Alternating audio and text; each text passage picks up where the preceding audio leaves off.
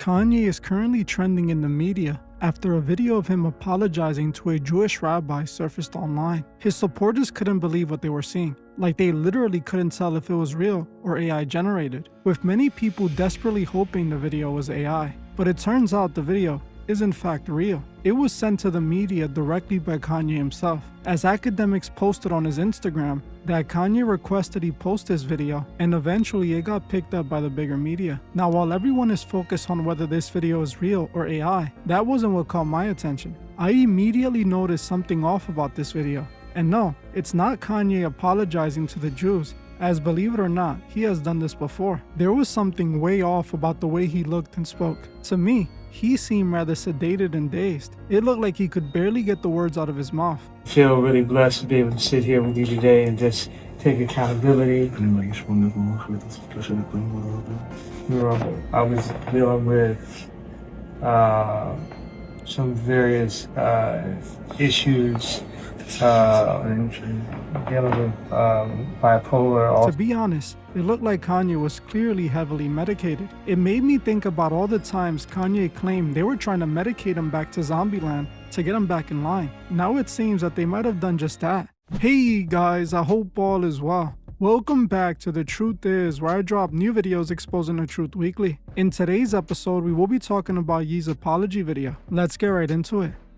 Over the past few years, Kanye has become the face of a growing movement. Whether you agree or disagree with that movement is one thing, but people can no longer ignore this movement as it isn't going away. This rapidly growing movement represents the large number of Americans who believe the Jewish elites run everything. These people accuse them of running Hollywood, the music industry, and now even American politics. Kanye was one of the big voices pushing this narrative, speaking his mind on social media whenever he can. He even infamously made a viral song dedicated to one of the most controversial figures in human history, a man who will forever be an enemy of the Jewish people. It became quite clear that Kanye was willing to die on this hill. So you could only imagine how people felt when they saw him meeting up with a Jewish rabbi in New York City to apologize to the Jewish community. Kanye recently met with and apologized to a New York City rabbi for his past comments and actions. During the meeting, which took place on Tuesday, November 4th, Ye expressed profound remorse for his previous statements, which he said during his rants and his song Hail. He attributed his past behavior to his struggles with bipolar disorder and expressed a desire to take accountability for his actions. The rabbi accepted the apology and stated, "A person is not defined by his mistakes, but the way he chooses to correct them." I feel really blessed to be able to sit here with you today and just take accountability. I was dealing with some various issues, dealing with bipolar also. So it would take the ideas I had and have me take them to an extreme where I would forget about the protection of the people around me and myself.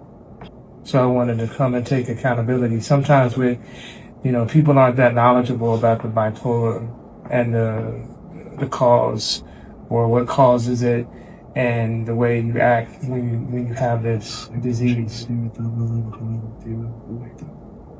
So it's like if you left the house and you left your kid at the house and your kid went and messed up the kitchen and messed up the garage and messed up the living room. This video is now viral for obvious reasons. Not only was Kanye apologizing to the Jewish community, but he also met with a powerful representative of the Jewish community, something people were not expecting to see. But honestly, Kanye apologizing isn't out of the ordinary. He has done this before. In December 2023, he posted an apology message in Hebrew on Instagram to the Jewish community. The Anti-Defamation League welcomed the previous apology, but stressed that actions will speak louder than words. But after making this apology, Kanye went right back to speaking about them negatively. But what got my attention with this video was the way Kanye looked in it, how he was oddly holding this man's hands and talking in such a strange way. To me, it looked like Kanye might have been sedated. He looks zombie-like and sounds like he can barely talk. It seemed like something was off about this whole thing, especially since Kanye stated several times and claimed that they were trying to medicate him to control him.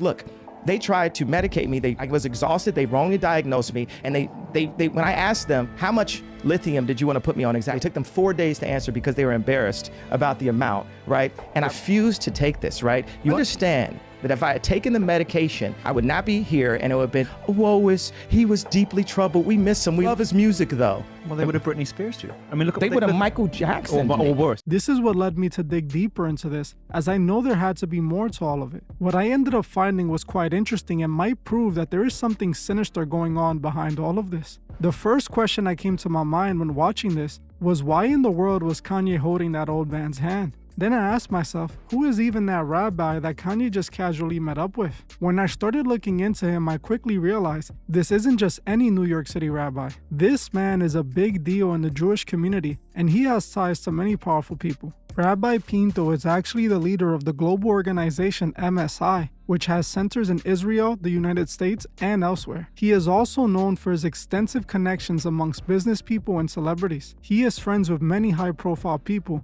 like LeBron James and the rapper Kanye West. Now, the most interesting thing I discovered about Rabbi Pinto is that he is a prominent Kabbalist leader. He earned himself a reputation as a mystically inclined spiritual guide. He was also named one of Israel's wealthiest rabbis in 2012. Now, this honestly changes everything to me. This man isn't just a rabbi, he's a Kabbalist. For those who don't know what the Kabbalah even is, in short, it's Jewish mysticism. It is a part of the branches of occult knowledge. In fact, the Kabbalah is what the Scottish Rite Masons practice. Albert Pike, a prominent Scottish Rite Freemason leader, admitted this in his book Morals and Dogma, that Freemasonry was connected to the Kabbalah. In his book, he said this: all truly dogmatic religions have issued from the Kabbalah and returned to it. Everything scientific and grand in the religious dreams of all the Illuminati and others is borrowed from the Kabbalah. All the Masonic associations owe it their secrets and symbols. So this prominent Freemason leader, whom Donald Trump just ordered to have his statue fixed after it was destroyed, admitted that the Kabbalah was the father of all secret societies, meaning that the Kabbalah,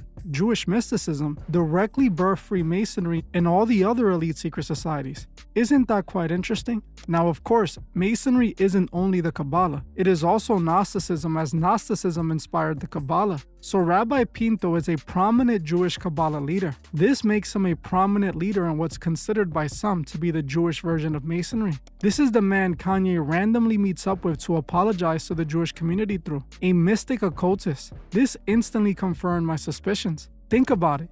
Kanye said multiple times that he was fighting against people like Harley Pasternak, whom he exposed for trying to medicate him back to Zombieland. Harley Pasternak was trying to get Kanye back in order because of his comments. I did a video on Harley, and he has a suspicious history working for the Canadian government before he became a celebrity trainer. A few years back, when Kanye started ranting about the Jewish elite, Harley sent Kanye a threatening text message warning him that if he didn't cut out his behavior, he was gonna medicate him back to Zombieland. Since then, Kanye repeatedly said that they were trying to medicate him to get him back in line. Now he shows up to apologize to the Jewish community, meeting up with a prominent Kabbalah leader. Something honestly is not right here. I believe that they likely medicated Kanye and got him back in line. When I look at this video, he looks like he's in Zombieland, just like he said they were trying to do to him. The fact that he is also holding this man's hand seems so sketchy to me. Knowing this guy is deep into the occult, who knows why he's actually holding Kanye's hand? Don't get me wrong, I have never fully believed Kanye has revolted against the industry. I felt that he was acting out a storyline they planned for him.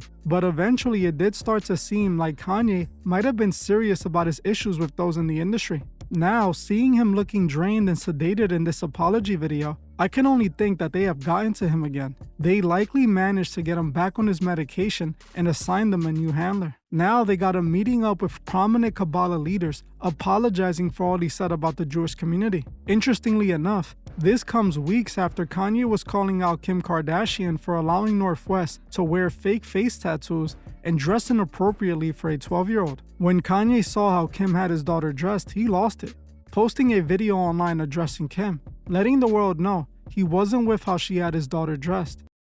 Hey everybody, I just got off the phone with Kim. I told her to stop antagonizing me with this TikTok thing. I said it's never again. I am her father. I know y'all don't respect fathers and the idea of family, and media tries to promote something. I said I am not allowing my daughter to be used by TikTok, to be used by Disney. I have a say-so. And then when people say, oh, they're going to use this for you in court, I didn't have a say-so on whether or not they went to Sierra Canyon.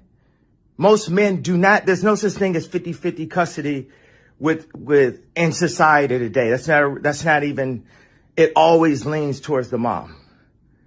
But right now, and I'm happy that you guys got to see just a small piece of what I dealt with. You understand what I'm saying? I made a whole video on this situation where I revealed how this is a tradition within the Kardashian family. All the Kardashians over-sexualize themselves for money and attention. It now seems that Kim is getting Northwest ready to take her spot in the Kardashian empire. Now, not even a month later after Kanye calls them out, he looks sedated and out of it, while apologizing to the leader of the Kabbalah. None of this seems right with me. While I don't trust Kanye, I do feel like they have him under their control again. They're likely doing Kanye like they did to Britney Spears, pumping him with medications that keep him in a zombie state where he's easier to control. He will likely be embraced in the coming months and be all over mainstream like nothing happened. I strongly believe the reason they never got rid of Kanye if he did actually rebel was because they know it's hard to create another Kanye, another influential celebrity to the level of Kanye's influence who actually has control over the fans. It seems that they waited until they can get him back under their medication, and it seems now that that's exactly what they did. Hey, I might be wrong, as Kanye could just be looking for attention and next week be right back at it. But honestly, the way he looks in this video, to me, looks like they already got him. He's back in Zombieland. Well, I'm gonna end this one here. I want to thank you all for watching, and I'll see you guys in the next one.